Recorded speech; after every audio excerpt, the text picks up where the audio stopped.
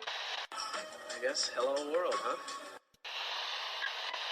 Think about maybe the possibility of winning here today. Had a few thoughts for my friend Sevi, and this one is for him. You've won Masters Championships. Where does this rank in your list of achievements? Number one.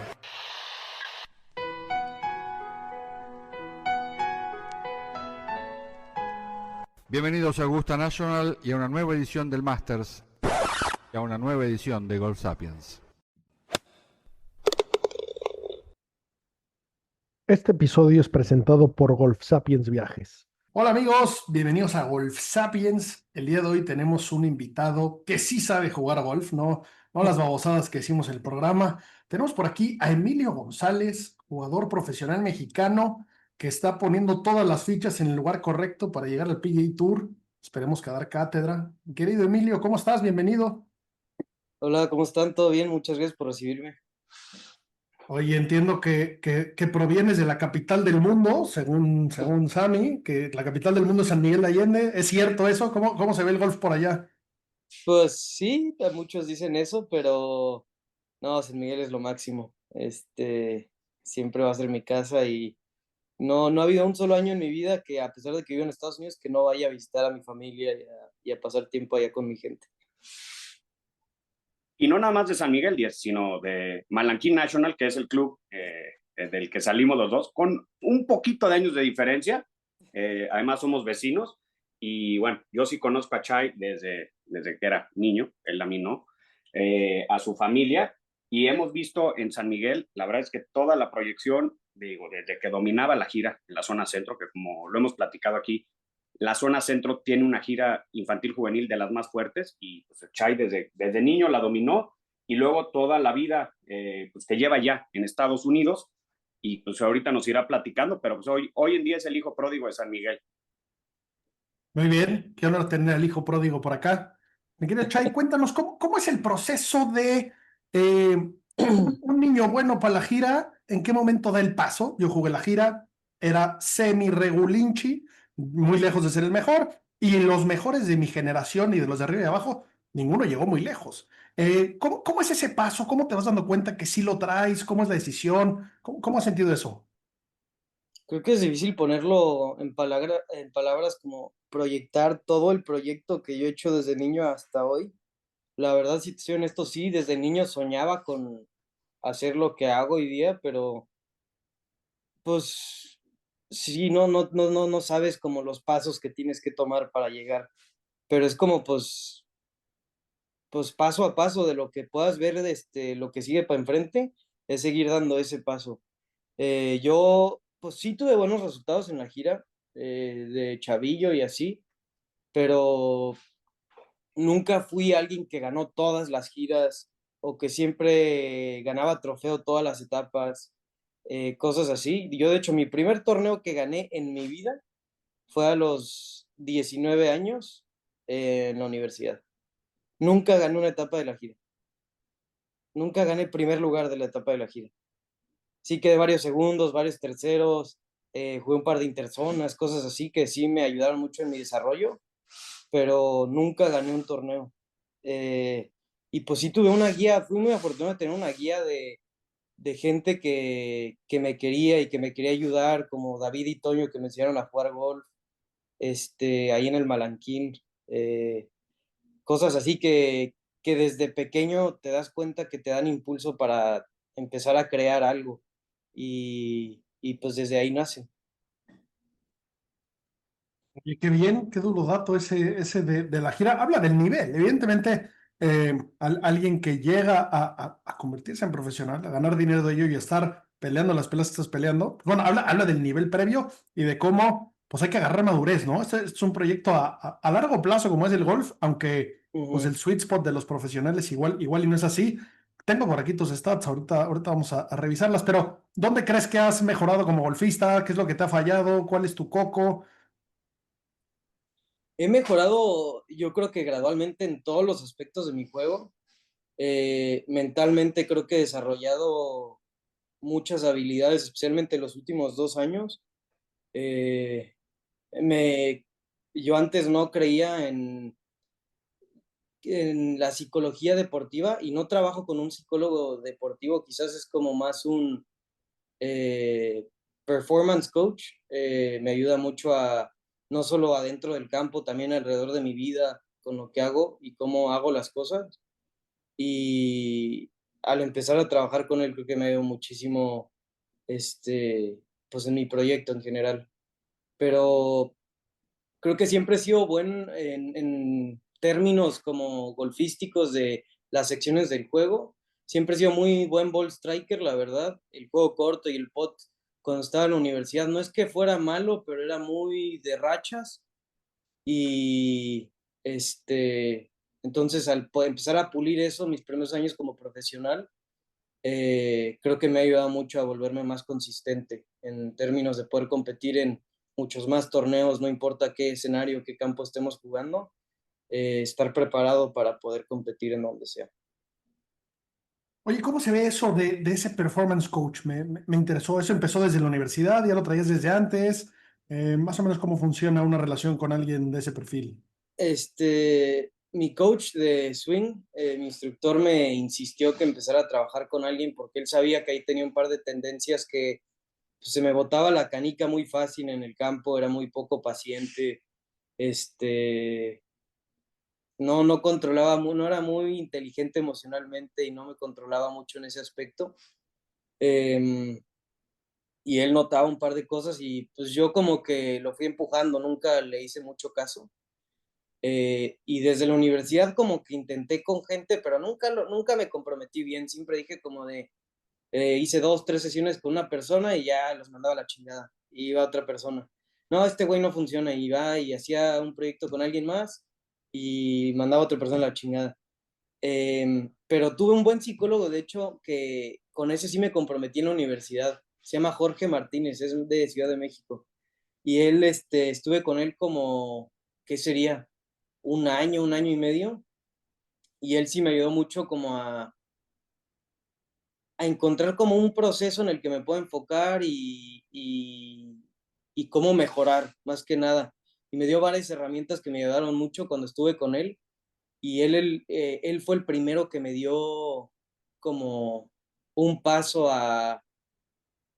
bueno, un proceso en cómo mejorar mentalmente. Yo nunca entendía con las otras personas que había trabajado en el pasado, pues, ¿qué tengo que hacer para mejorar? O sea, no es que así como en el swing que te dice un entrenador, este es tu swing, tú tienes que hacer esto diferente para que te vuelvas más consistente en estos aspectos del juego.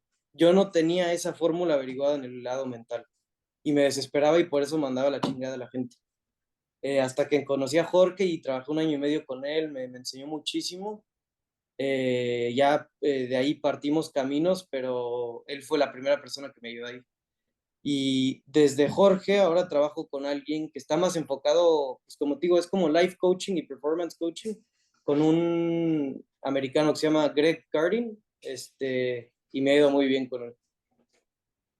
Y Jorge lo tuvimos aquí, ¿te acuerdas? Y a Jorge yo me lo encuentro bastante seguido en los torneos y tal vez él nunca te lo dijo, pero pues yo siempre le he preguntado que qué pedo con Fun Focus Flow contigo y desde hace varios años me dijo que él no tenía ninguna duda que de los mexicanos próximos que iban a conseguir la tarjeta del PGA eras tú y mira, no estaba tan equivocado Jorge. Ahí vas en buen camino, ¿no? Sí, siempre me tuvo mucha fe Jorge. Hasta la fecha nos escribimos y cotorreamos. Por ejemplo, ahora que jugué Oakmont, el día antes de empezar el torneo, o 2 días antes de empezar el torneo, me escribió y un mensaje muy cálido, así nada más como de, quiero que seas la persona más feliz ahí en el torneo, no me importa tus metas, con qué actitud o perspectiva vayas, que vayas sonriendo cada paso. Y pues fue como muy buena onda ver eso. Y es muy buena vibra y nos llevamos muy bien, entonces conmigo siempre ha sido muy buen tipo. Qué bien. Oye, estudiaste en la universidad en St. Mary's, en Texas. Es una universidad de segunda división. ¿Qué Ajá. significan las divisiones? ¿Jugaste contra los de primera, contra los de tercera? ¿Por qué decidiste ir ahí? ¿Nos puedes dar un poco? Honestamente, mi nivel, o sea, yo jugaba bien al buscar universidades ahí cuando tenía 18 años, pero yo empecé muy tarde el proceso de buscar universidades y y la neta, pues no tenía mucho que enseñar. O sea, te digo, nunca había ganado ni una gira. Jugué en nacionales y sí me fueron bien en algunos. Y honestamente, para ser un jugador internacional, tienes que tener un currículum bastante perro como para que las universidades que le llaman como powerhouse les interese echarte un ojo encima. Si no, no tienes chance. O sea, ni te van a contestar un mail. Entonces, pues yo empecé, mandé a varios coaches y así mi currículum, cartas, estar interesado en sus programas, lo que sea. Y yo empecé el proceso, la verdad, pues un año antes de graduarme de la prepa. Y pues muy poca comunicación tuve con otras universidades y mi hermana, de hecho, entró al equipo de Saint Mary's el año anterior. Ella es un año más grande que yo.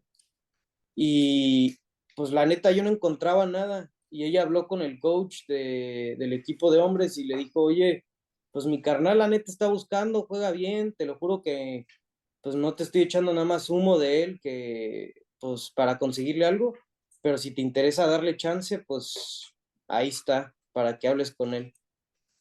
Y la mera neta, o sea, pues yo seguí hablando con otras escuelas, pero ninguna me dio mucha pues, forma de darme interés, así como de que me ofrecieran algo, siquiera nada. Más que una community college en la mitad de Texas, ahí en medio de la nada, fue la otra que me medio ofreció algo. Pero la universidad que estaba mi hermana fue la que ya oficialmente me ofreció por ahí de noviembre, 6 meses antes de graduarme de la prepa. Y pues literal agarré camino casi casi por mi carnala, encontré pues una oportunidad de jugar golf colegial, si no, pues quién sabe dónde hubiera estado. ¿Qué tirabas Oye, en y esa época? ¿Cómo son los niveles? ¿Qué necesita un joven de 16, 17 años que nos esté escuchando? Más o menos, ¿cuánto tiene que estar tirando? ¿Qué tiene que hacer para poder aspirar a seguir este camino? Mira, no solo es que tiras, pero también lo que me he dado cuenta que a los coaches de universidad lo que les interesa es como, no solo es la habilidad, pero también la determinación que tiene cada jugador, que sea coachable, que escuche, porque hay muchísimos chavos que llegan a la universidad siendo súper talentosos, pero pensando que ellos saben más que todos y se estancan porque no se dejan ayudar. Y afortunadamente, pues yo no solo me di un sentón de realidad cuando llegué a la universidad, que pues la neta todos me daban un guantazo así, yo no sabía nada y me ganaban por un montón. Eh, y pues la neta, en cuanto me dio ese golpe de realidad, pues yo sí 100% abrí la puerta y dije, a ver, dame todo lo que me ayude. Y a partir de ahí tanto el coach de la universidad como los chavos del equipo. Aprendí mucho y entrené un chingo, la neta, y pues a base de eso fue como yo creo que fui progresando en mi camino. ¿Cuándo ahí en college te diste cuenta que podías tener lo necesario para llegar a donde estás hoy y el camino que estás eligiendo? O sea, ¿hubo un momento en el que dijiste, sí tengo chance? ¿O hubo en algún momento que dijiste, me voy a regresar a San Miguel a trabajar y acabo mi universidad y va ahí el golf? Buena pregunta. Pues honestamente, Santi, o sea, en cuanto gané mi primer torneo en mi vida, en un nivel colegial, que fue mi segundo año en Arizona, en Phoenix, en un campo que se llama Estrella Golf Club, un campo ahí en el desierto, bastante chido el lugar, pero pues güey, jugando colegial y así, gané mi primer torneo, de la nada, la neta, gané por 4 tiros y nunca había sentido eso en mi vida. Y eso a mí me dio como esa hambre de, ¿cómo te lo explico? Como de, no mames, esto está bien chingón, yo quiero seguir haciendo esto.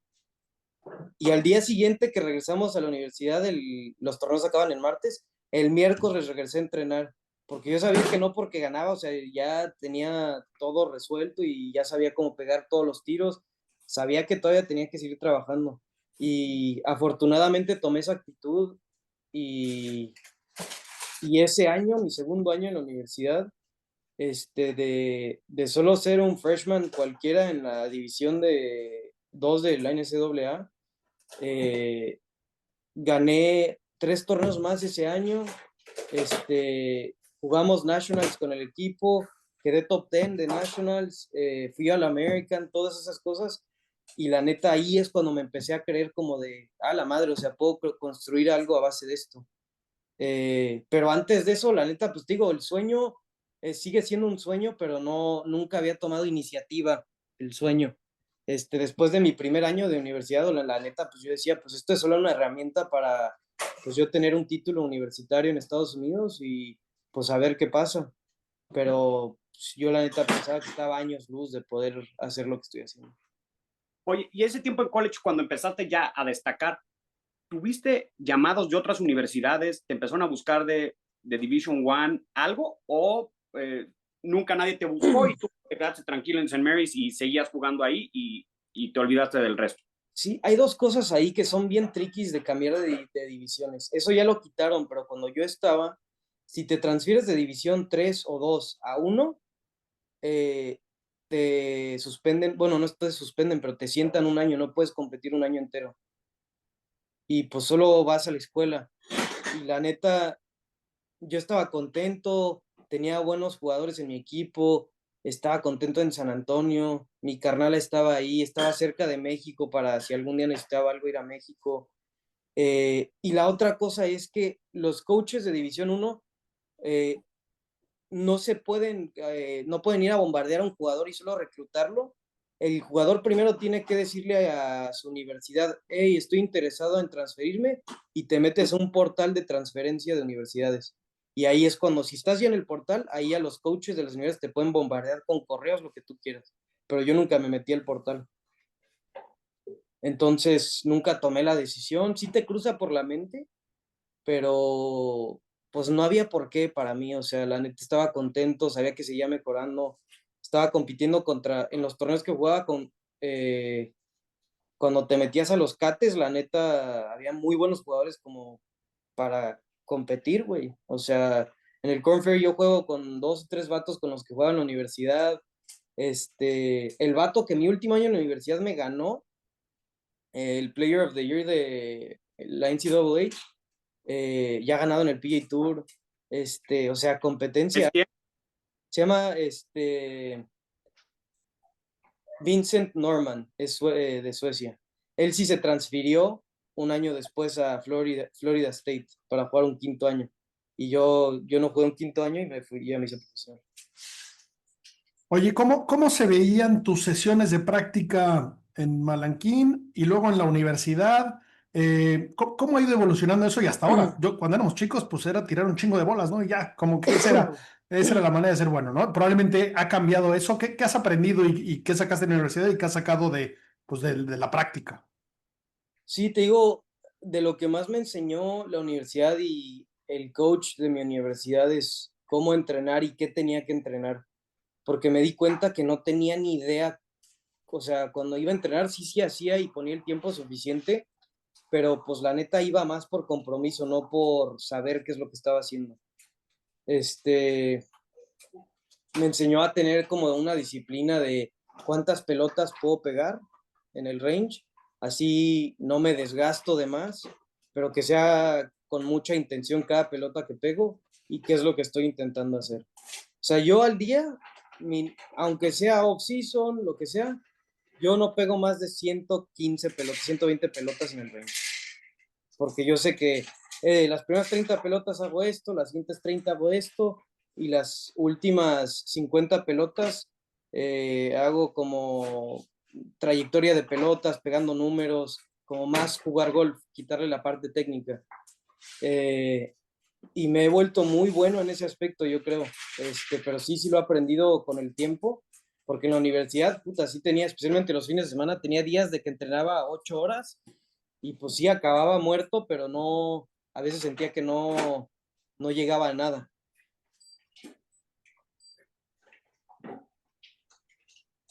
Oye, y después, ¿en qué momento tomaste ya la decisión de voy a ser profesional? ¿Cómo empieza esa carrera? ¿Qué puertas tengo que tocar? En mi casa me apoyan o me dicen, ¿estás loco? ¿Cómo es ese proceso?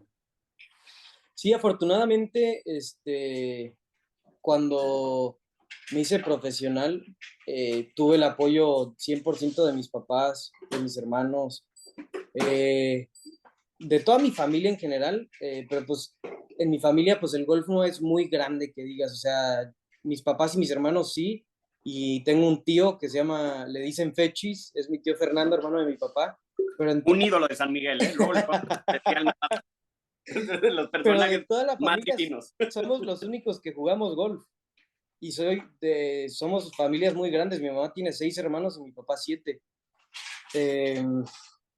Y la neta, pues sí, tuve siempre el apoyo de todos y realmente yo fui el único que entendía todo el proceso, pero todos confiaban en mí, que yo estaba como bien informado de cómo tenía que hacer las cosas.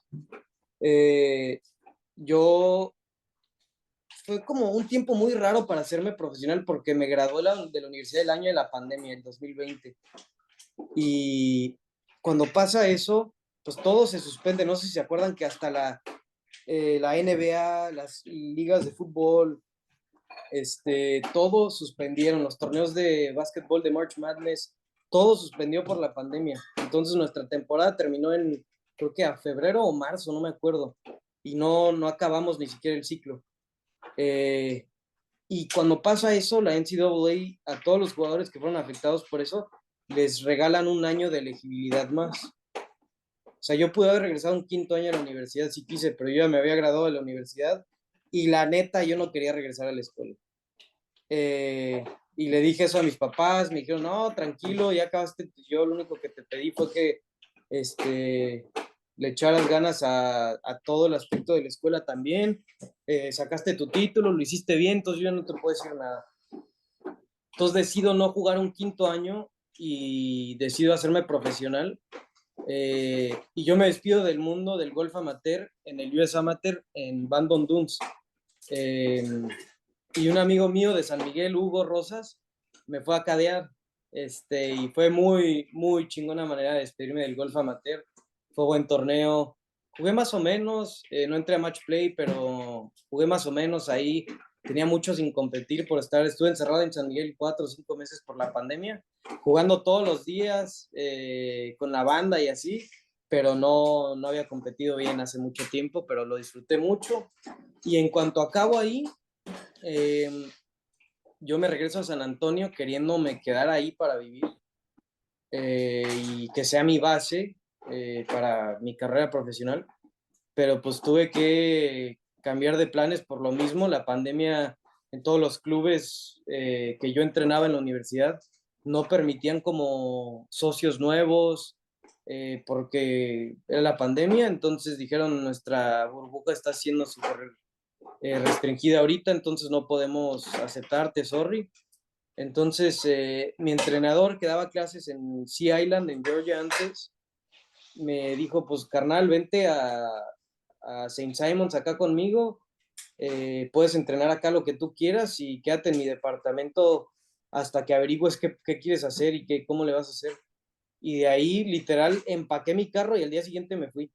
Manejé 18 horas a Sea Island, Georgia, pues a empezar a perseguirla. Y ahí, afortunadamente, pues empecé a conocer gente, jugué con muchos jugadores de los que aprendí muchísimo, y pues de ahí empecé a crecer, pero ahí es como empecé todo el proceso realmente ya del golf profesional. Conseguí ahí un inversionista que me patrocinó por 3 años. No era patrocinio, era realmente una inversión porque yo le daba un porcentaje de mis ganancias y todo eso. Y gracias a él pude empezar y empecé mi proyecto. Como no había Q-School ese año, fue el año que, no sé si se acuerdan que en el PGA Tour y en el Korn Ferry, no importa en qué lugar quedaste, si bien o mal, nadie perdía su tarjeta, se hizo como una super temporada de 2 años pegados. Entonces no había Q-School ni nada, entonces yo, la neta, solo fui a jugar mini tours y Mondays por aquí y por allá. Manejaba de lado a lado, averiguando qué es lo que podía jugar. Y así es como empecé. La neta, sí me curtí a base de perseguirla por donde sea, buscar oportunidades. Y así es como nació eso. Oye, tocaste muchos puntos interesantes ahí. Bueno, sí, Island es un spot interesante. Muchos pros del PGA Tour viven por ahí, ¿no? Eh, Muchos, sí. te- La mayoría ya son como, no es que sean más veteranos, pero sí, son, como los Kisners, los sí, Kisayers, todos los son Harmans. de ahí de 35 años que están en su peak y pero ya tienen familia. Cuando están en casa solo están en familia y juegan golf ocasionalmente, pero pues viajamos tanto que realmente no entrenan tanto cuando están en casa. Pero sí aprendí mucho de Josh Teeter, de Zach Johnson, de Paron Kazire, de un poco de Brian Harman, Will Gordon. Jugué con muchos tipos de los que aprendí mucho y te digo como un poco lo mismo la fase que viví en la universidad, que pues tuve una carrera de college bastante sólida y un mismo golpe de realidad como de, a ver, güey, no eres tan bueno como crees que eres. Y, y pues a base de eso aprendes. Y yo creo que gracias a eso pues seguí creciendo y desarrollando mi juego. ¿Alguna anécdota que recuerdes de alguno de estos nombres que mencionaste o algo que hayas dicho, no mames, este güey cómo juega esta bola o qué impresión, qué fácil hace tal cosa? Chipeando, no sé si han jugado el juego de chipear 21. Con tu carnal Julián se lo he enseñado a jugar 21 en San Miguel. Y jugando con Zach Johnson en el Chipping Green de Frederica, un campo ahí en Sea Island. No mames cómo chipea ese güey. Está cabrón. O sea, jugábamos con tres wedges, eran dos tiros, tres pelotas del mismo lugar, pero tenías que hacer un wedge diferente a la misma bandera. Y el vato, te das cuenta cómo se la averiguaba no importa que si le quedaba en un pivot, con este lie, con el pelo en contra, el vato sabía siempre qué hacer. Y no, impresionante. O sea, no es que fuera super flashy, porque aún, no sé, alguien que fuera de habilidad muy alta de golf, creo que lo apreciaría porque lo hacía ver muy simple, no era como un tiro como de Tiger, así como de fantasía de PlayStation, que agarrara muchísimo efecto y la parara al lado del hoyo, pero el vato cuando estaba en la cárcel siempre se daba la manera de buscar cómo darse una oportunidad para hacer par o open down. Y aprendí mucho de ese güey. Y también tuvo una carrera bien interesante, no mucha gente lo sabe porque solo se enfocan en la burbuja de que Zach Johnson ganó el Masters, el British Open, no me acuerdo cuántas veces más en el PGA Tour, pero el vato estuvo estancado en los mini tours 6 años antes de que llegara el PGA Tour. Y escucharlo hablar de qué es lo que lo hizo sobresalir y cómo lo hizo y, y cómo hasta la fecha, hasta dónde ha llegado, güey. La neta, esas son las historias que te siguen motivando. Y cuando o sea, cuando yo estaba todavía en esa etapa de jugando PGA Tour Latinoamérica y mini tours, rodearte de eso y que ese vato no te vea solo para abajo porque ya ha tenido muchísimo éxito, al revés, que te aliente y sepa, que te diga como de, güey, yo estuve ahí y estancado igual que tú. Aprendí mucho de ese güey. Y, y a él le gustaba, de hecho, jugar con nosotros. O sea, no solo se iba con, pues, como los que estaban en su nivel del PGA Tour y así. Al revés, como que nos enseñaba, como que nos acogía para darnos consejos. Y la neta de ese güey sí aprendí mucho. ¿Cómo es Estando ese ahí, juego 21? Perdón, yo no lo conozco, pero suena a algo que tenemos que practicar. sí, es bastante simple, puede ser jugado de tres maneras, con tres pelotas y tres diferentes wedges, con dos pelotas y un wedge o una sola pelota, pero es muy sencillo el juego. El primero en llegar a 21 puntos gana, si la metes, 3 puntos, si nadie la mete y el que la deja más cerca gana 2 puntos, y el segundo más cercano 1 punto, todas las demás pelotas 0, y si fallas el green -1, y ya. Sí, son de esos juegos con los que te vuelves vago, vago. O sea, son de los Sí, que te pones al lado de un green. Esa es la ventaja de vivir en San Miguel, al lado de un green, que sales y te puedes poner a practicar en la tarde cuando ya no está pasando nadie, sí. a jugar todo el día, todo el día, todo el día. Y hay otra ventaja si eres vecino del Chay, que cuando vienen los vigilantes del club y te dicen, está cerrado hoy, le dicen, no, yo soy Emilio González y no te podían reportar. Sales ahí. Los varios estaban vueltos locos, pero yo me acuerdo en la pandemia, Chay, cuando estuvimos jugando ahí bastante con la banda, la diferencia de la banda, 10, que en San Miguel, como es la capital del mundo, no se cerró totalmente durante la pandemia. El club lo cerraron en marzo y en abril dijeron, aquí vimos una burbuja y se abre. El restaurante inclusive, ¿no? Nosotros íbamos, jugamos 18 horas en la mañana, nos quedamos a tomar una cerveza, a echar la cueva, y Chay seguía dando vueltas y vueltas y jugaba y jugaba y jugaba. Algo que a mí me impresionó fue cómo a una misma distancia podía ser el juego de 21, pero a 100 yardas podía pegar 3 wedges distintos, con 3 trayectorias distintas, con resultados muy similares. Obviamente, pues con mucho más spin el 60 que el 50, pero podía ser el mismo tiro, ¿no?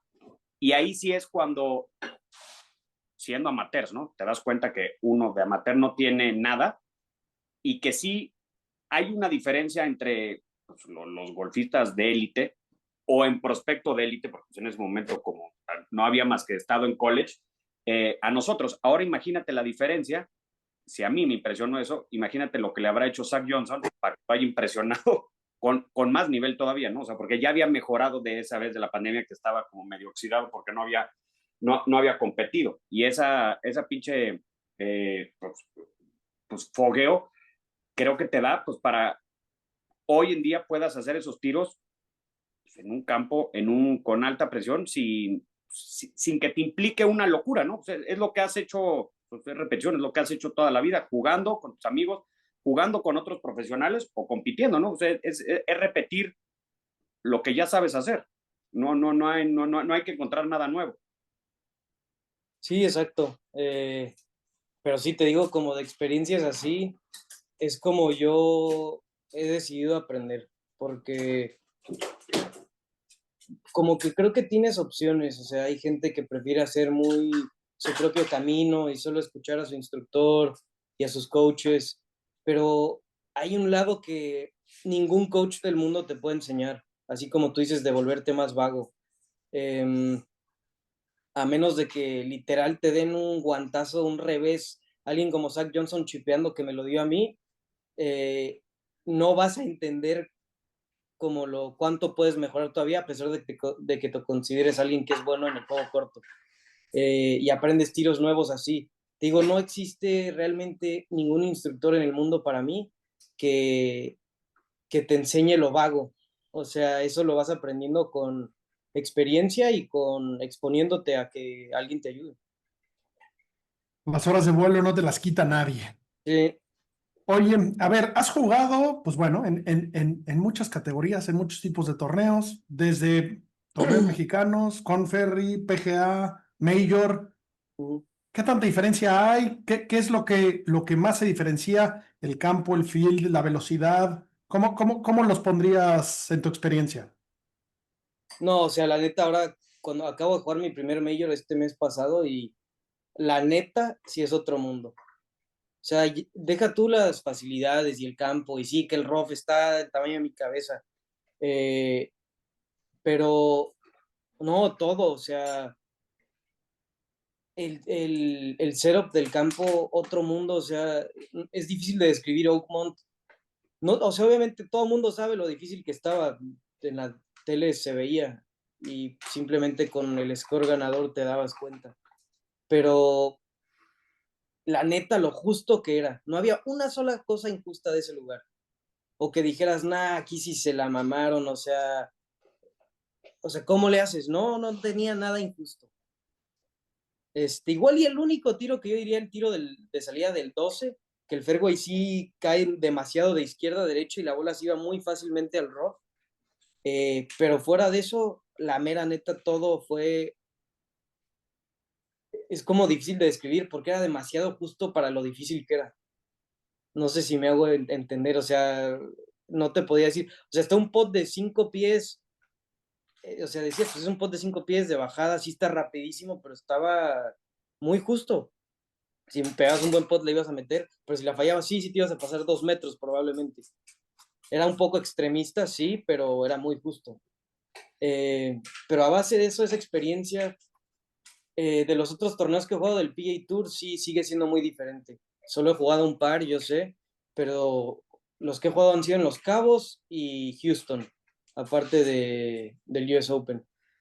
Sigue siendo muy diferente. La preparación, el setup de campo, las mismas galerías, sí, sí es otro mundo. No sé cómo describirlo porque es em, sí, no sé, muy único. O sea, la verdad, la neta sí se la rifan como lo hacen vivir como una experiencia completamente diferente a cualquier otro torneo del PGA Tour. Por ahí hemos escuchado por aquí con varios pros, o que han pasado por aquí, o que hablamos con ellos, que uno de los cambios más grandes de pasar de pues, divisiones de ascenso, digamos, con Ferry, por ejemplo, al PGA Tour, una de las más grandes diferencias es que pues, en el PGA Tour todos los campos están pues, casi perfectos y que en los otros no necesariamente, y entonces te toca tirar muchos chips de pues, un lugar con pura tierra o con una medio raíz. Y Sí, entonces que hasta te complica llegar a un campo tan perfecto porque era tu fuerte y era lo que te hacía brillar en otros lugares, ¿puede ser? sí, bueno, para usarlo de un ejemplo perfecto, se dieron cuenta este año, el Honda Classic, se dieron cuenta con cuánto ganaron este año. Sí, lo Ganaron pusieron con, regalado, ¿no? no, veintitantos abajo y ese torneo lo han ganado con tres abajo de par. Y solo por lo que decidieron hacer con el setup del campo, le echaron semilla para que se viera bonito en la tele, el rough estaba bajito, hasta Jake Knapp tiró 59, algo que nadie en el mundo se lo hubiera imaginado. Entonces, imagínate la habilidad, bueno, la cantidad de cosas que puede hacer el PGA Tour para solo cambiar un setup de campo, de hacerlo casi imposible a, pues, ver lo que hicieron. Y con el mismo campo, no tenían ni greens nuevos, ni trampas diferentes, ni tees de salida diferentes. Era el mismo lugar. Entonces tienen la flexibilidad de hacer lo que quieran. Y pero como dices, hasta en el Corn Ferry, la neta, jugamos un par de campos que tienes que ser medio vago. O sea, jugamos un par de torneos afuera de Estados Unidos. El de Tulum es un espectáculo, la neta, ese lugar es increíble. Pero fuera de eso, todos los demás tienes que ser vago porque te quedan alrededor de green unos tiros que dices, qué pedo, o sea, esto nunca lo había visto. La arena es como de literalmente de playa, en las Bahamas. No es nada que ver con las trampas que juegas en Estados Unidos, la arena es diferente.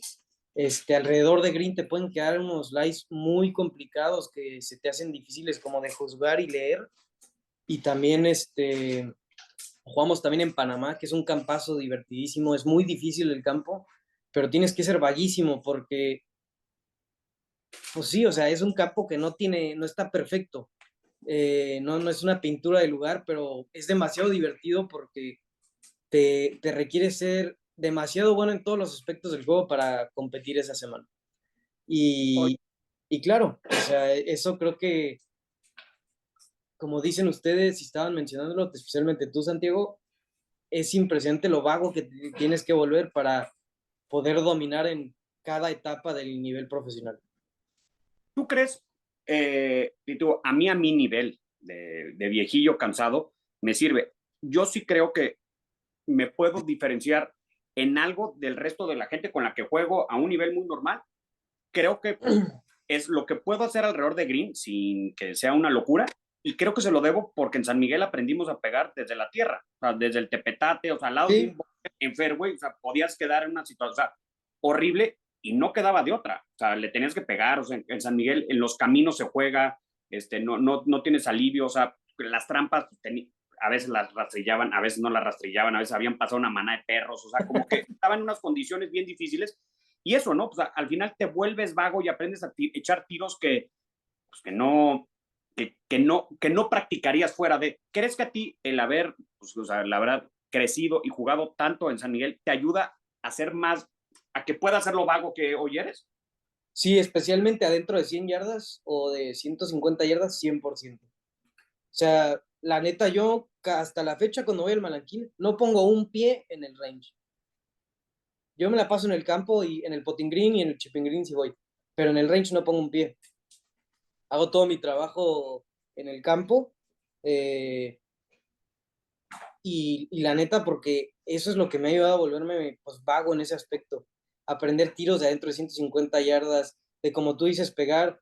Si tengo la bandera al fondo con los suaves que son los greens allá, puedo pegar el pitching de 100 yardas y no tengo problema. Eso lo he aprendido con el tiempo y me he vuelto bueno con eso con el tiempo.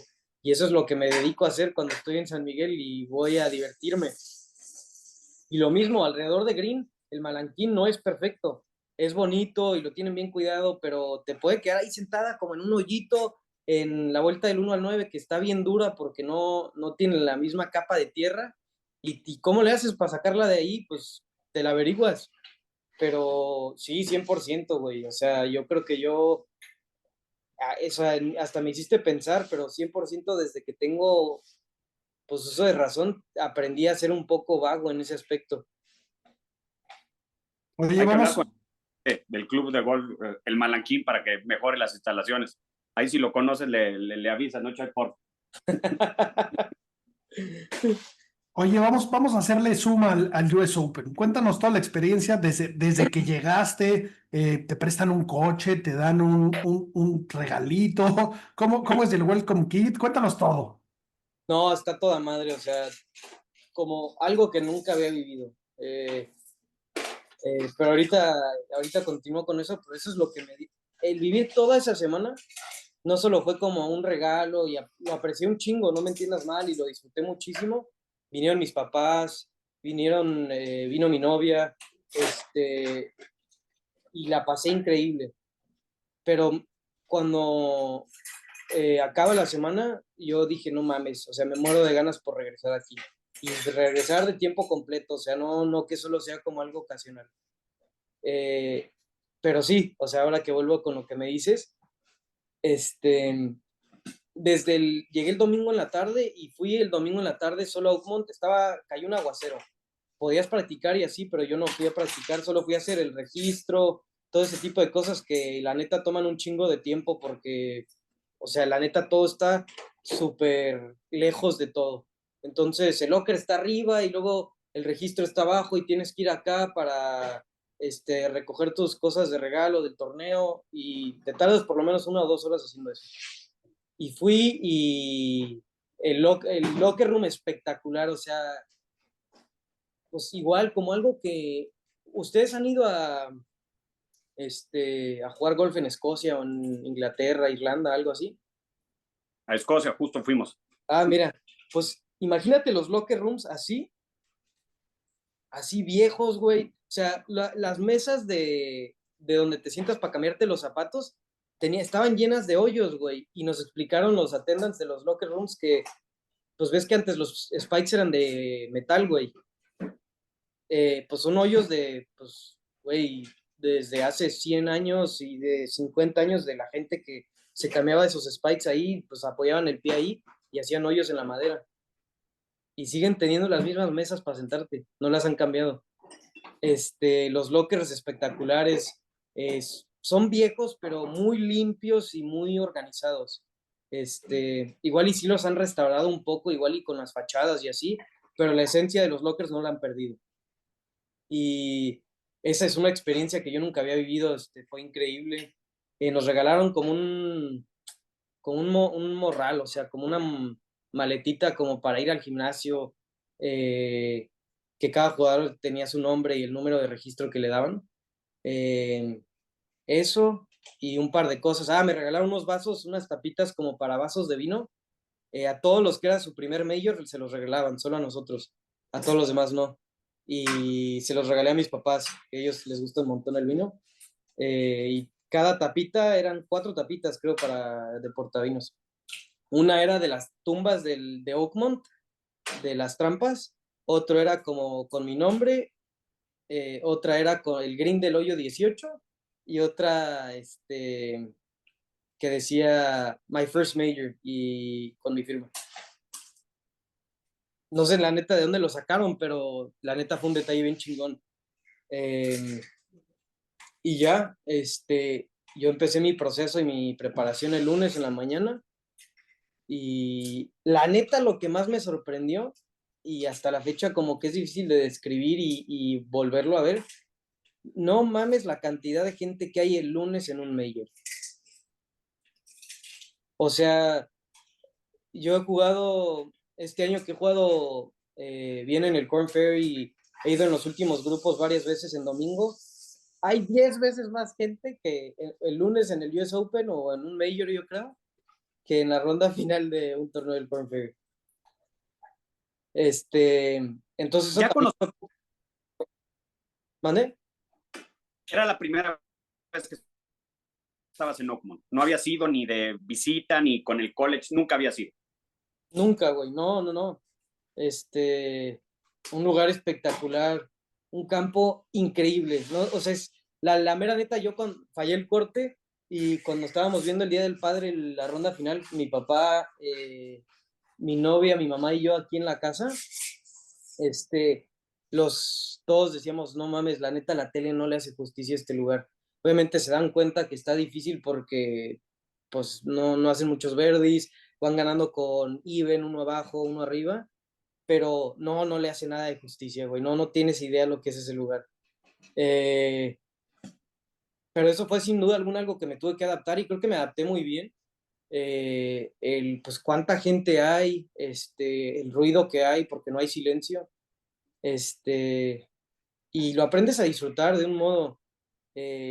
Pero sí, esa fue como quizás la batalla más grande de la semana. Y obviamente el jueves que salgo a jugar, lo más nervioso que he estado en mi vida. Eh, Hice un buen para el 1 y hice un triple al hoyo 2 que nunca he hecho en mi vida, o sea, de estupidez en estupidez, tropezón tras tropezón. Y eso la neta me hizo despertar y tuve buena actitud a base de eso, como de lo que sucedió. Y de ahí me rompí el lomo el resto del día para tirar 5 arriba, creo que el primer día que, digo, suena ridículo decir esto, pero jugué bastante decente después de eso. Eh, pero sí, la experiencia fue espectacular. Y la neta me comprobé a mí mismo, a pesar de que fallé el corte y lo que sea, que no estuve nada lejos, la neta en mi opinión, no estuve nada lejos y estuve muy cerca de poder estar como compitiendo bien esa semana, de tener una semana exitosa. Cuando te dijeron que ibas a salir jueves y viernes con Bobby, ¿sentiste un alivio? ¿Dijiste, puta, qué chinga, prefiero no? O sea, ¿te gustó el grupo con el que te tocó o hubieras preferido salir con JJ Spawn y con Justin Thomas? No, güey, la neta estuvo de huevos que jugué con Bobby porque, güey, con él juego o sea, casi todas las rondas de práctica en el Corn Ferry. Somos bien buenos amigos. Íbamos jugando el martes en la tarde juntos cuando ese güey me dijo, pendejo, jugamos juntos, güey, y me enseñó el mensaje que te llega de salida. Y venía cadeándole su primo Luis Ruiz. Y mi caddy, Nani Pereira, que él es argentino. No, o sea, los cuatro veníamos encantados de que nos había tocado juntos. Y nos tocó con un amateur, un chavo ahí, buen pedo. Pero la neta lo disfruté y sí, si me hubieras dicho que hubieras preferido, eso. Porque en cierto sentido como que te ayuda como a calmar un poco los nervios porque vas jugando con alguien que juegas todos los días, güey. Entonces, sin duda eso sí te da un poquito más de calma. Y disfrutas la experiencia, güey, o sea, no es el primer major de Bobby, pero, o sea, él mismo me lo dijo que disfrutó mucho de jugar conmigo. Nunca habíamos jugado juntos en torneo. Y yo, la neta, de mi primer major disfruté mucho tenerlo a mi lado, porque él también tenía su familia con él, y fue una experiencia bastante bonita, la verdad. No sabía que el Castor es primo de Bobby y el Castor fue tu caddy antes. Entonces, o sea, iban entre un grupo de cuates. O sea, o sea, Sí, era bueno. sí, Eso correcto. lo discutimos y también lo dijimos con el perdón de Bobby, pues que si alguien de los mexicanos la iba a tener cabrona en ese campo era Bobby, pues por ser el que menos duro le pega y en un campo pues con esa complicación, ¿no? Donde creímos que tal vez un bombardero tenía más chance. Sí, claro. No, yo jugué con él, güey, o sea, la neta te digo, es que sí está muy cabrón la ventaja que tienes, aunque la tires al rough, sí. Bobby que salió un poquito off con el driver el jueves, la neta, yo ahí es cuando sí dije, no, este güey sí la tiene muchísimo más difícil. O sea, estaba 40 yardas, 30 yardas más atrás y en el rough y quedaba igual de mal. y luego, como estás tan atrás, hay bunkers como, en casi todos los hoyos hay bunkers a 40, 50 yardas también del green, que tienes que decidir si digo, casi nunca lo podías pasar, pero el vato nunca podía pasar ese número, entonces para salvar par, se le ponía muchísimo más difícil todavía, güey, porque quedaba todavía lejos.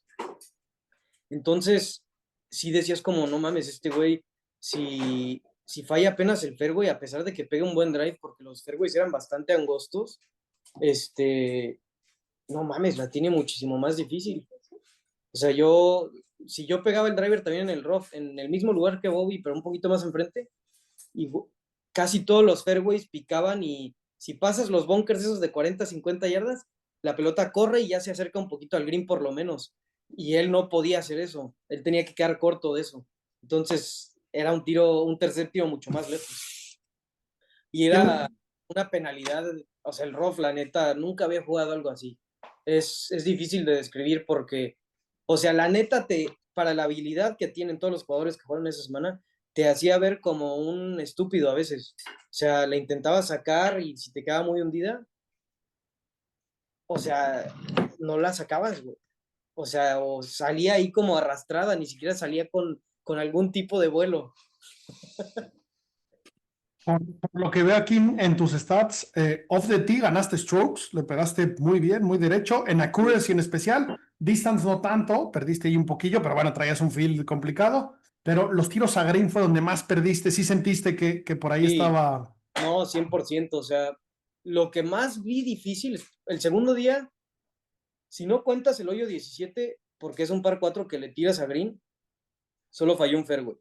Empecé por el 10, pegué todos los fairways, fallé el del 17 que me quedó al lado de green, le llaman al búnker de la derecha del green, le llaman Big Mouth, y es un búnker de 18 pies de profundidad. Y el rough estaba tan alto, güey, que en la empinada del rough antes de llegar al búnker, mi pelota se quedó en la bajada, ni llegó al búnker, güey. Y la tuve que sacar para atrás, no la pude ni sacar para el green. Como Hatton. Hatton sí le echó a la trampa. Él sí la tiró ajá, exacto, a la trampa. Yo la tenía la bandera corta a la derecha y si la tiraba al búnker no tenía chance ni siquiera de hacer open down para 4. Entonces la saqué para atrás y para la izquierda. Pero fuera de eso, solo fallé un fairway en toda la segunda ronda y fue en el hoyo 9, mi último hoyo del día.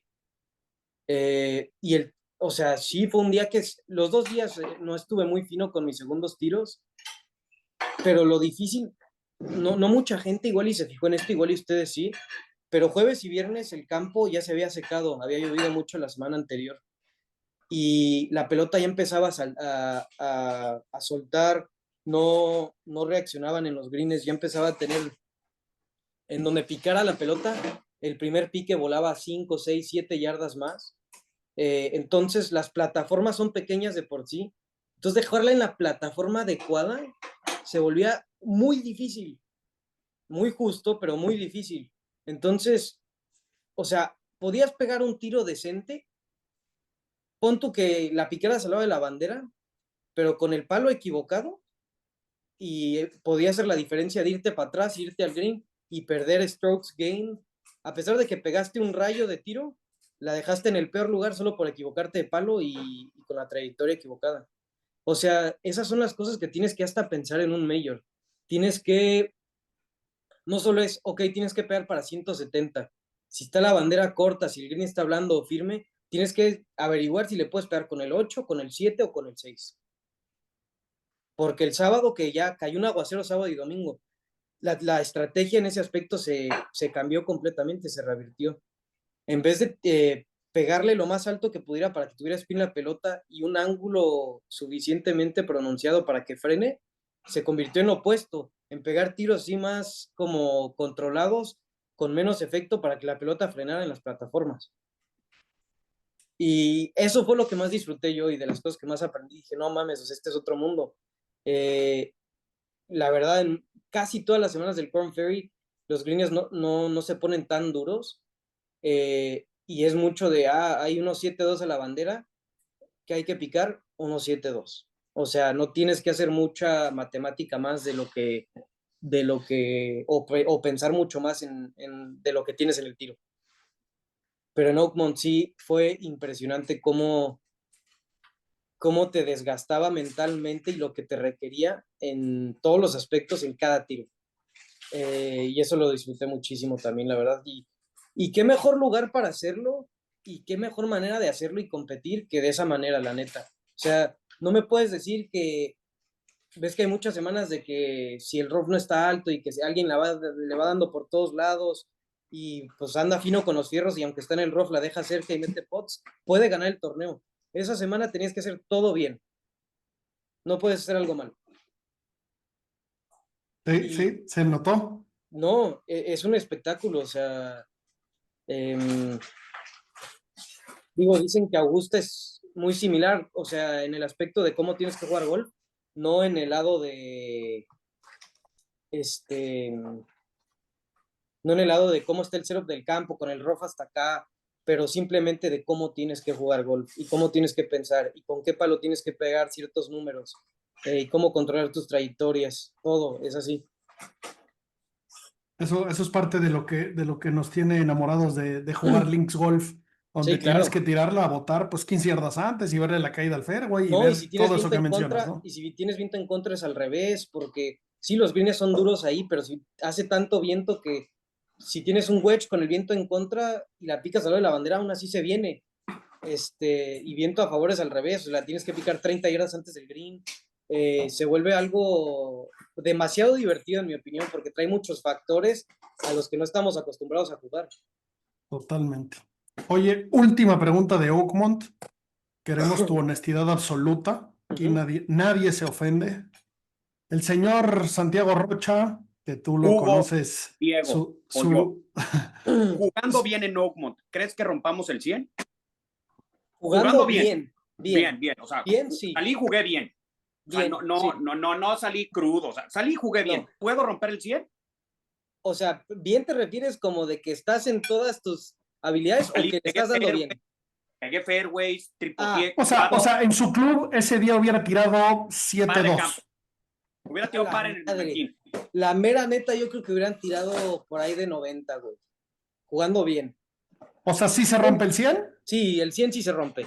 No, porque tienes que darle, güey, o sea, tienes que dar cuenta a lo que te dije, eso de que era muy justo el lugar al final de cuentas. Si pegabas buenos tiros, te daba recompensa, güey.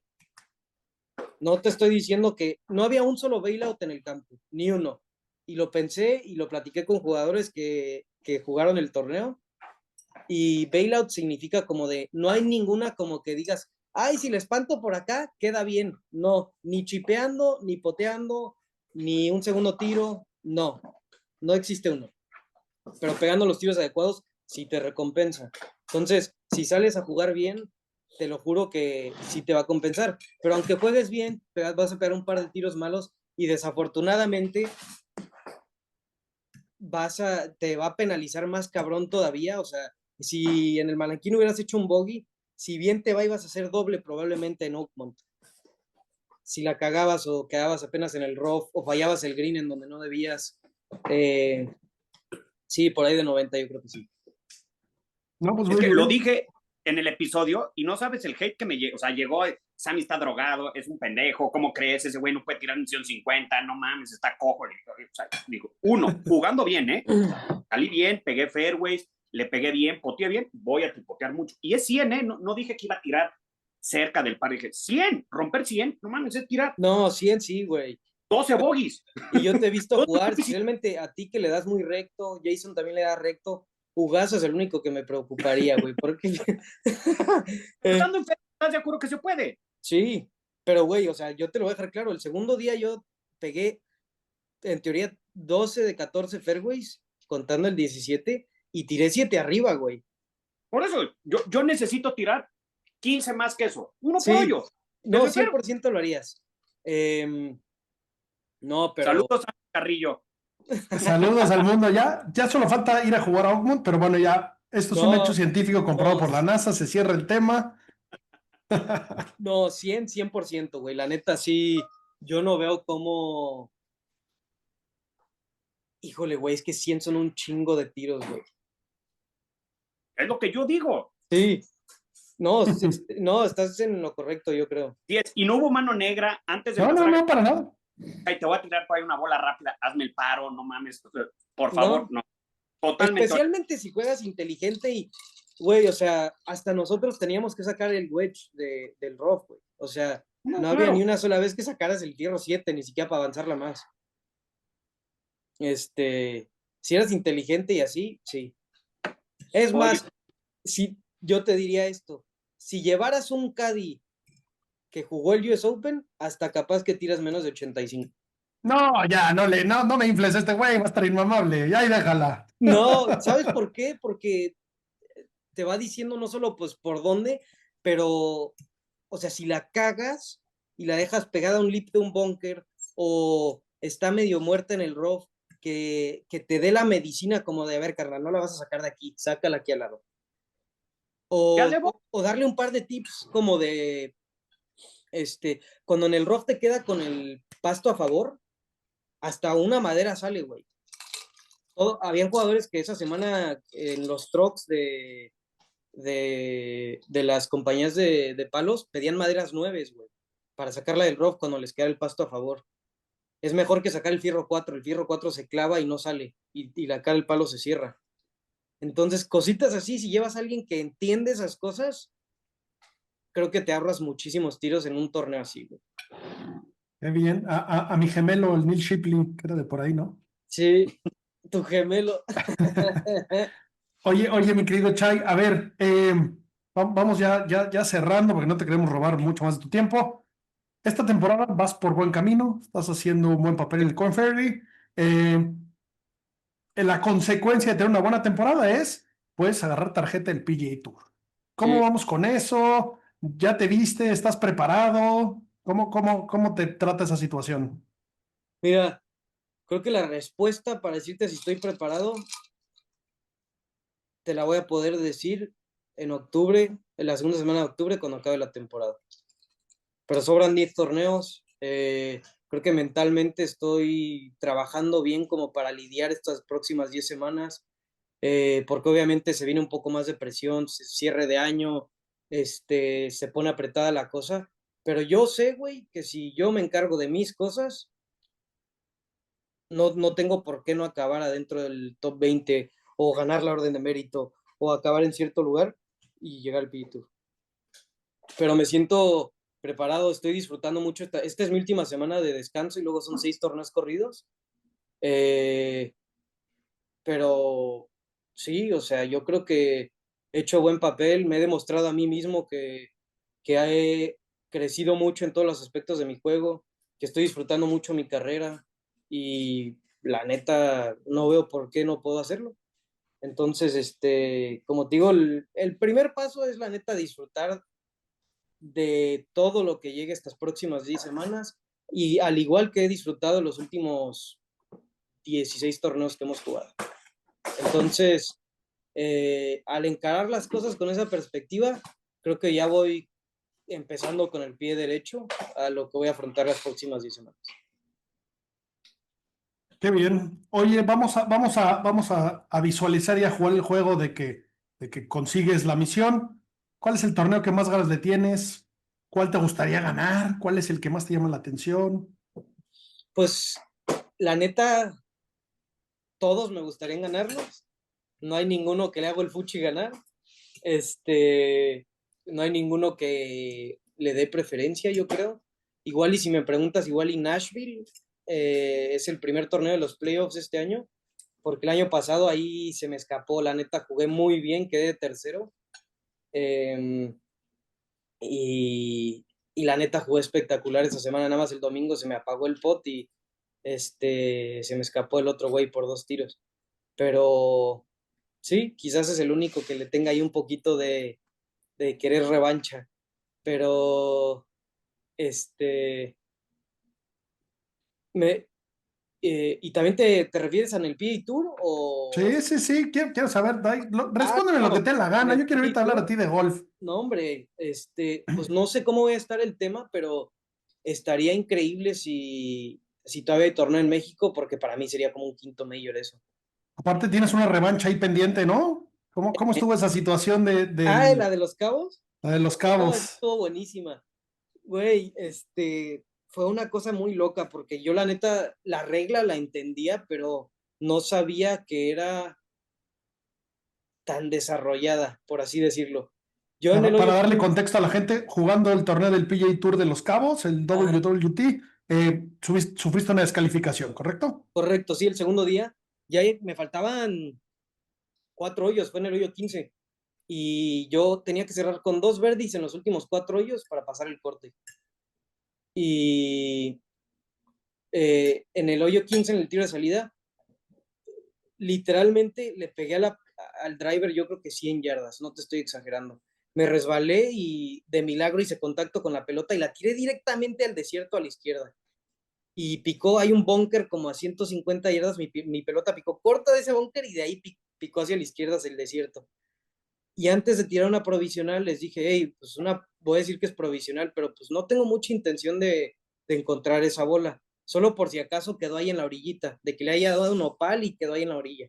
Si no, ni me voy a meter al acantilado ese de la barranca esa de desierto que hay. No la quiero encontrar, no quiero buscar una pelota ahí. Pegué mi profesional, pum, a la mitad. Y con el vato que venía jugando Alejandro Tosti, él se quedó atrás en el baño en cuanto salimos caminando. Y nosotros ya estamos ahí, él sale del baño, del tee, que está en el tee el baño, y obviamente no la encontramos en la orilla, güey. O sea, esa pelota se metió muchísimo más. Es una bajada y corre todo en desierto a no sé hasta dónde, y con pastos altísimos. Y ya, yo me fui, les dije, no se preocupen, ya vámonos, yo juego la otra bola. La declaré perdida. No la busqué más de 1 minuto la pelota, era claro que se había ido no sé cuánto hacia abajo. Y yo ya voy casi llegando a mi provisional, que está 200, 150 yardas enfrente, y Tosti me pega un grito de allá atrás y me dice, hey, es que creo que veo una bola por aquí. No sé por qué, no me preguntes por qué, se metió a seguirla buscando.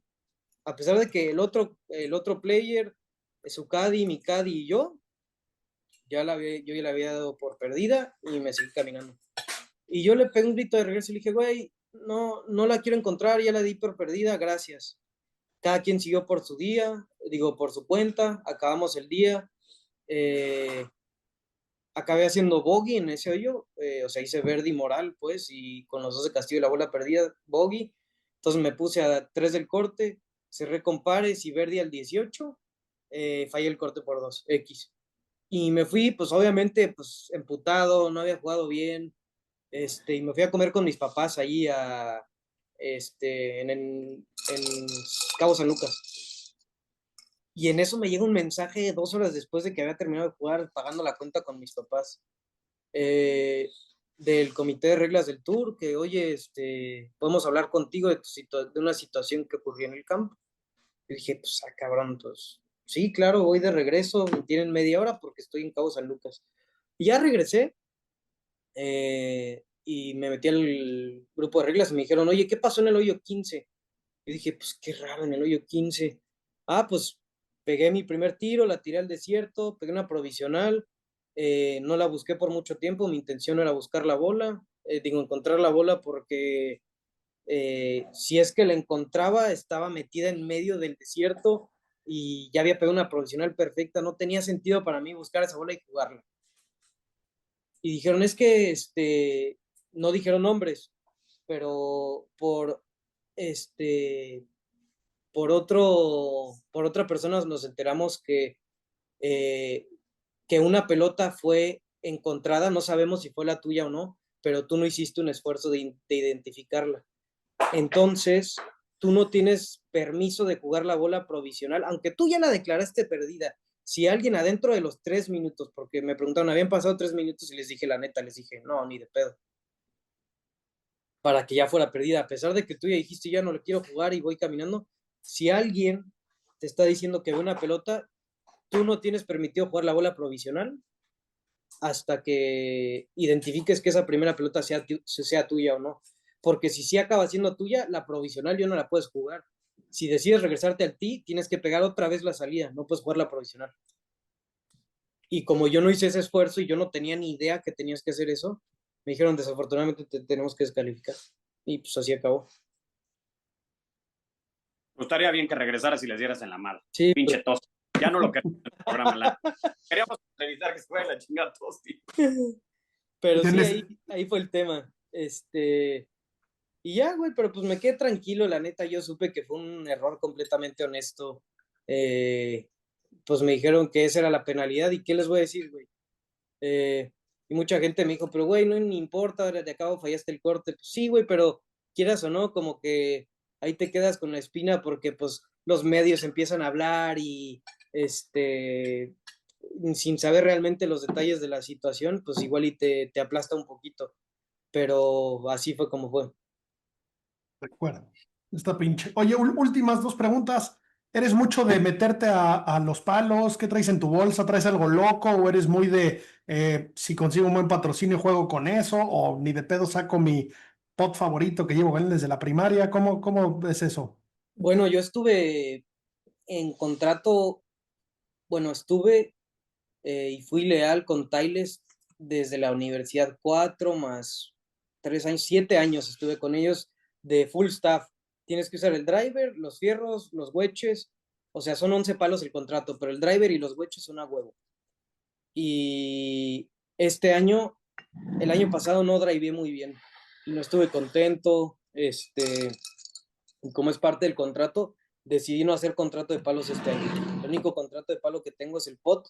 Odyssey hace un contrato de pot que es todo a base de bonos y de cómo juegas, pero es el único que hago, pero es el pot que me gusta y llevo rato sin cambiarlo, pero este año no hago contrato de palos, uso driver ping, madera 3 ping, tengo una madera 7 viejísima que está toda madreada, es un modelo muy viejo de Tiles, este es aparte de los hueches, es el único palo Tiles que juego todavía, pero he intentado otras marcas de madera 7 y ninguna me ha dado el mismo rendimiento y sigo con ella y ya solo me sobra una cabeza de repuesto, entonces ahí ando preocupado, tengo que meterme a eBay a buscar, pero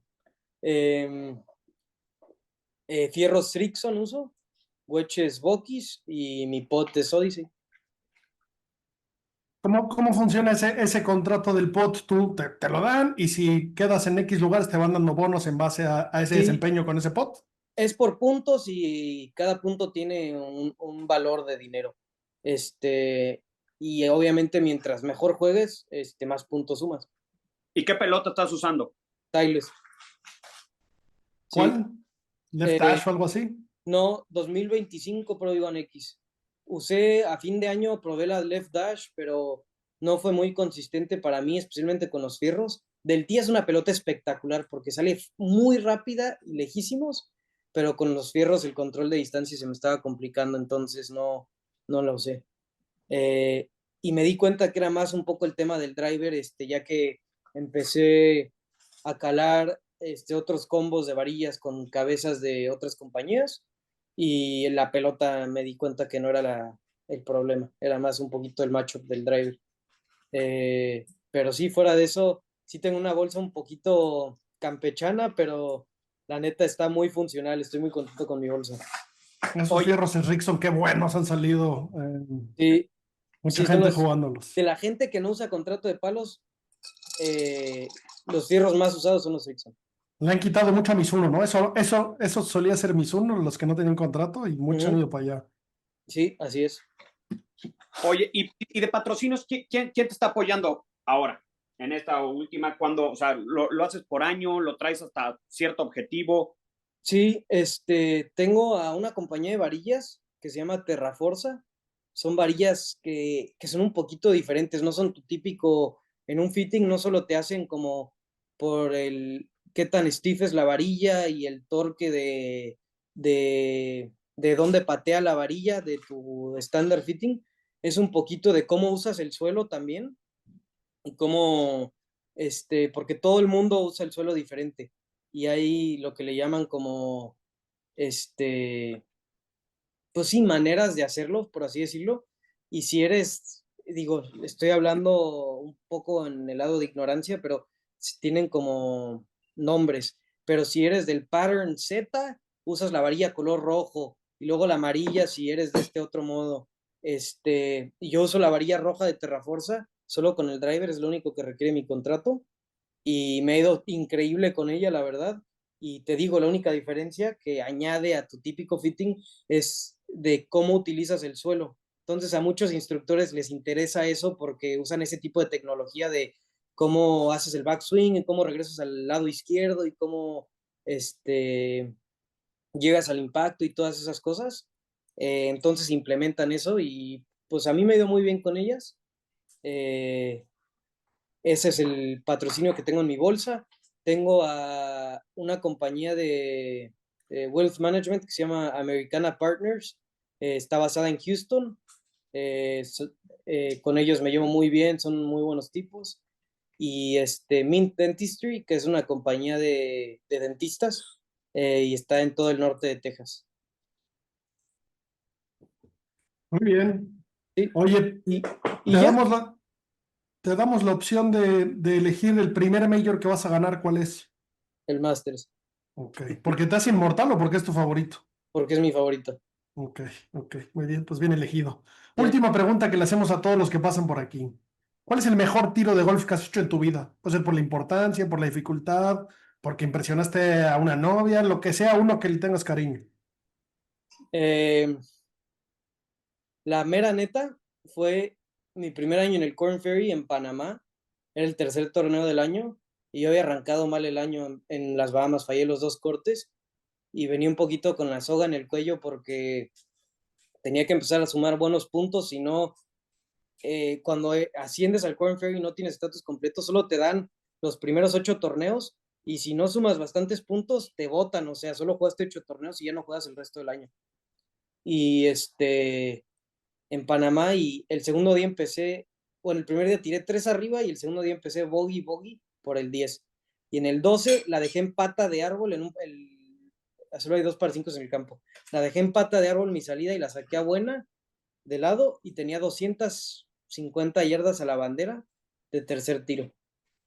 Y es un campo muy difícil y ya había visto que el corte proyectado era como 4 arriba y yo ya venía 5 y tenía que encarar todo el día. Pegué la mejor madera 7 de mi vida, la piqué 1 yarda antes del hoyo y la metí de segundo bote. Y de ahí encaré pues, el resto del día con un poquito de una cara diferente. Me quité la soga al cuello, hice mi primer corte en el Corn Ferry, sumé buenos puntos y a base de eso como que mi carrera empezó como a agarrar camino por ahí. Ole, qué chingona historia, con más razón esa maderita 7 es Sí, especial y bueno, ese es un albatros con sabor a águila, bueno, al revés. al revés, sí. Oye, muy bien, mi querido Chay, de verdad, gracias por tu tiempo, felicidades por lo chingón que estás jugando, por el hecho de ser latino y mexicano, ya te íbamos, pero aparte, buen pedo y de San Miguel, pues bueno, sin duda, te seguimos mucho aquí de cerca, te deseamos lo mejor de los éxitos y nos urge verte en donde sé que sabes que vas a estar y donde estás haciendo el camino que hay que hacer. Felicidades, mi querido Chay. Muchas gracias por recibirme y la neta, qué buen pedo que me recibieron. No, hombre, al contrario, Chay, nos habíamos, y esto no nada más es para ti, sino todos, no te habíamos invitado con toda la confianza que hay, que te escribo y te digo, estamos esperando un momento chingón, o sea, no queríamos gastarnos el poder platicar contigo, pues, nada más porque estabas desocupado en San Miguel y, o sea, y sabes, y platicar anécdotas, sino algo, después del US Open, además de haber sido el segundo mejor mexicano en el US Open, llevas 2 torneos seguidos en el Corn Ferry. Dije, si no lo agarramos ahorita, va a ser jugador del PGA y o sea, se van a venir todos los demás perros y no lo van a querer. Yo dije, de una vez y que sea la primera de muchas. Seguramente antes de octubre vas a tener esa pinche tarjeta y nos vamos a echar otra plática ahora sí para que nos digas pues, cuándo nos vamos a ir a conocer el PGA. Espero mi pinche invitación. Ya me dijo el Chicles y Julián que les prometiste ir a Augusta. Yo también quiero ir. O sea, sí. O sea, necesitas el equipo completo. O sea, yo cambio grips, o sea, lo que sea necesario para conocer ese pinche campo de adentro de las cuerdas, ¿no? Sí, claro, güey, no se preocupen. Pero 100%. A todos los mexicanos siempre los llevo ahí conmigo y todos son re buena vibra y gracias por ser parte de eso. Sapiens en el aire, el mejor podcast quiero curar. Vivimos por el golf, aunque el swing no siempre dura. Pines nos castiga, nos reímos y seguimos, porque nada vale más que una ronda con amigos. Golf Sapiens. pensando en golf, aunque debamos trabajar después. Triples nos duelen, nos hacen llorar, pero con palos nuevos seguro va a mejorar, En la tienda compramos lo mejor del mercado, pero a la cancha practicar, eso lo dejamos de lado. Vemos golf en la tele, cada swing nos obsesiona, y aunque el handicap no baje, nuestra pasión emociona. Golf Sapiens, aquí estamos otra vez pensando en golf, aunque debamos trabajar después. Triples nos duelen, nos hacen llorar, pero con palos nuevos seguro va a mejorar,